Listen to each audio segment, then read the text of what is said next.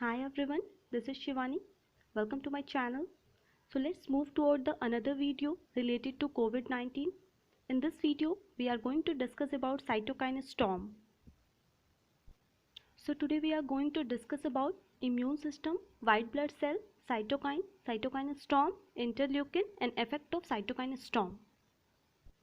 तो जैसा कि हम जानते हैं कोविड-19 की वजह से बहुत लोगों की डेथ हो रही है, लेकिन इसका रीज़न केवल कोरोना वायरस नहीं है, साइटोकाइन स्टॉर्म भी है। तो आज हम डिस्कस करेंगे साइटोकाइन स्टॉर्म के बारे में। To understand cytokine storm we need to know a very basic understanding about our immune system. So our immune system protect us against bacterial and viral infection. तो जो हमारा इम्यून सिस्टम होता है वो हमें किसी भी तरह के इन्फेक्शन से प्रोटेक्ट करता है। The immune system is spread throughout the body and involves many types of cell, protein and organs. It can distinguish between our tissue from foreign tissue. हमारे इम्यून सिस्टम के पास ये एबिलिटी होती है कि वो सेल्फ एंड नॉन सेल्फ के बीच में differentiate कर लेता है। तो जब भी कोई फॉरेन बॉडी आती है, immune system find it non self and destroy it. As we all know, blood contain RBC, WBC and platelets. So there are different type of WBC: monocyte, eosinophil, basophil, lymphocyte and neutrophil. White blood cells को हमारी body का soldiers भी कहा जाता है क्योंकि ये हमारी बॉडी को प्रोटेक्ट करते हैं और इम्यून सिस्टम में इनका बहुत मेजर रोल होता है। So let's move toward our main topic, cytokine. Cytokines are small protein molecules that convey message between different cells of immune system. तो साइटोकाइंस स्मॉल प्रोटीन मॉलिक्यूल्स होते हैं जिसकी हेल्प से इम्यून सेल्स मैसेज कन्वे करते हैं। जैसे ही हमारी body में कोई फॉरेन बॉडी आती है या कोई वायरस आता है या कोई बैक्टीरिया आता है, तो जो इम्यून सेल्स होते हैं वो नेबरिंग सेल्स को इन्फॉर्म करते हैं साइटोकाइन रिलीज़ करके। वो अपने अंदर से साइटोकाइंस रिलीज़ करते हैं, इससे नेबरिंग सेल को पता चल जाता है, तो वो एक यूनिफाइड वे में हमारी बॉडी को प्रोटेक्ट कर पाते हैं, फाइट कर पाते हैं उस वायरस से और हमें प्रोटेक्ट कर पाते हैं। आप इस फिगर में देख भी सकते हैं, immune cell releases cytokines. Cytokines का शेप इरेगुलर ही होता है। Interleukin. Interleukins are the group of cytokines, naturally occurring protein that mediate between cells. Interleukin cytokines के ही टाइप होते हैं। इंटरल्यूकिन के बारे में इसलिए डिस्कस कर रही हूँ क्योंकि कोविड-19 में जो रिस्पॉन्सिबल है वो इंटरल्यूकिन ही है। Interleukin 2 and interleukin 6 are mainly responsible for cytokine storm in COVID. So interleukin 2 and interleukin 6 ये एक टाइप के साइटोकाइन है जो कि कोविड-19 में साइटोकाइन स्टॉर्म के लिए रिस्पॉन्सिबल है। So let's move toward cytokine storm. तो साइटोकाइन मैंने आपको बताया, जो इम्यून सेल्स होते हैं वो मैसेज कन्वे करने के लिए साइटोकाइन यूज़ करते हैं, but the concentration of release of cytokines must be in balance.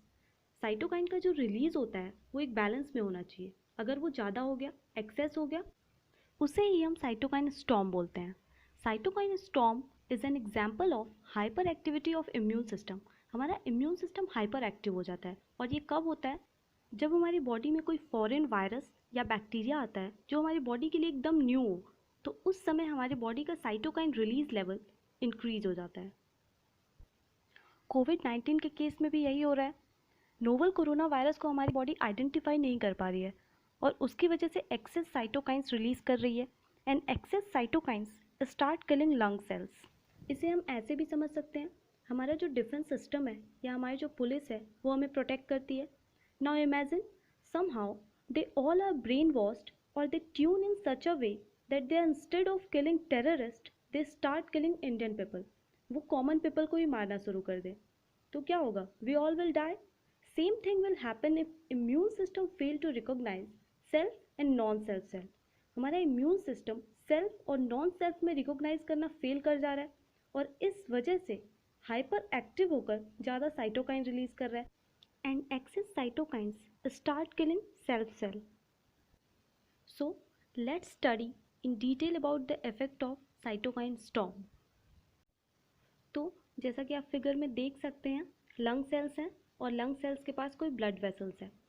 तो हम एग्जांपल लेते हैं कोरोना वायरस का। कोरोना वायरस जनरली लंग्स को ही टारगेट कर रहा है, तो जस्ट एग्जांपल, कोरोना वायरस ने लंग को टारगेट किया है, तो जो WBC होंगे, RBC होंगे जो हमारे ब्लड में फ्लो कर रहे हैं, तो WBC को सिग्नल मिलता है, फिर वो हमारे लंग सेल्स के पास आएंगे, और जो WBC आएंगे वो और इम्यून सेल्स को सिग्नल देने के लिए साइटोकाइंस रिलीज करेंगे, ताकि और भी WBC को पता चले और वो एक यूनिफाइड वे में काम कर पाए.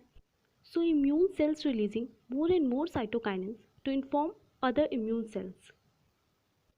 So because of excess cytokines release, blood vessels की वॉल स्वेल हो जाती हैं, और स्वेल होने की वजह से पोरस हो जाती हैं.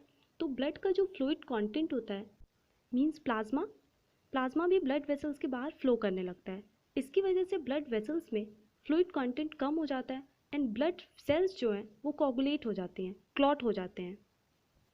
और ब्लड क्लॉटिंग की वजह से फर्दर ब्लड फ्लो नहीं हो पाता है, जिसकी वजह से मल्टीपल ऑर्गन फेल्योर होता है, और लंग्स तो फेल्योर होता ही है. और लंग्स फेल्योर होने की वजह से कोरोना वायरस में बहुत सी डेथ हो रही हैं. इसीलिए कहा जा रहा है साइटोकाइन स्टॉर्म की वजह से बहुत सी डेथ हो रही हैं.